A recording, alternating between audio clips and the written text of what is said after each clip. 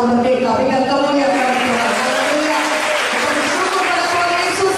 Kita terus berdoa, saudaraku, negara kita, bangsa kita akan semakin lebih diberkati Tuhan. Katakan amin. Tapi demikian menderitanya bangsa kita pada saat waktu penjajahan zaman Belanda atau zaman Jepang, saudaraku. Ya, banyak penyiksaan, saudara. Ya, banyak saudaraku, bangsa kita dipaksa, saudara, kerja paksa, ya, membuat jalan, saudaraku, ya, jalan dendels itu, saudara. Nah, banyak bangsa kita yang mati, menderita oleh karena itu, saudaraku. Tetapi ketika kita merdeka, semua kita bisa tahu bedanya sebelum dan sesudah merdeka. Katakan amin. Tapi tahukah saudara, ada penjajahan yang jauh lebih kejam daripada penjajahan dari satu bangsa pada bangsa lain, yaitu penjajahan dosa, saudaraku. Mari kita lihat Yohanes 8:32-36. Biar semua yang kita pada malam hari ini pulang dari tempat ini, semua yang kita tidak ada lagi dijajah oleh dosa. Katakan amin.